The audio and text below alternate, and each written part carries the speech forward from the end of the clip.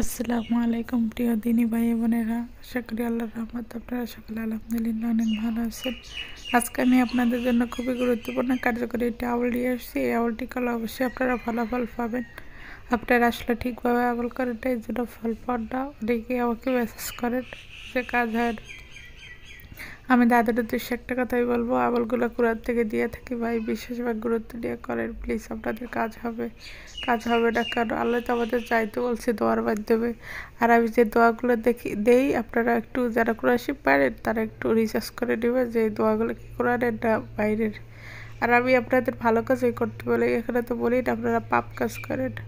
এখন আপনার আল্লাহ যদি ভাগ্যের আলেখা থাকে তাহলে কীভাবে পাবেন বলেন তো? দোয়া কবুলের প্রথম শক্ত হচ্ছে ইস্তেগফার এবং দুরূদ। আপনারা সবসময় উঠতে বসতে হাঁটতে দুরূদ ইব্রাহিম পড়বেন আর আস্তাগফিরুল্লাহ পড়বেন।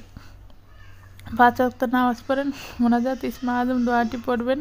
দিনে 2-3 বার সাইদুল ইস্তেগফার পড়বেন।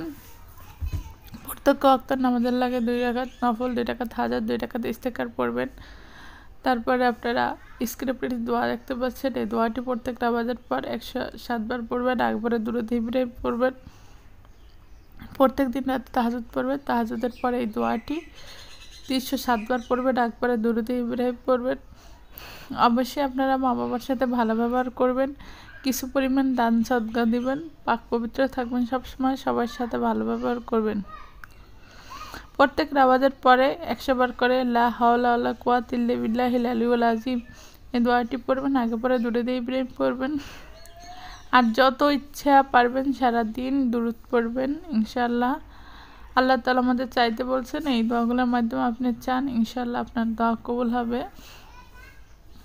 আর যাদের দোয়া কবুল হয় না ভাই, এই আমলগুলো আপনি A to Z ফলো করেন, তারপর না হইলে এসে বললেন। আর যারা কোরআন শিখ পড়েন প্রত্যেক নামাজের পর 1 পৃষ্ঠা কোরআন শিখ পড়েন দয়া করে। এইভাবে আমল করুন, ইনশাআল্লাহ কাজ হবে।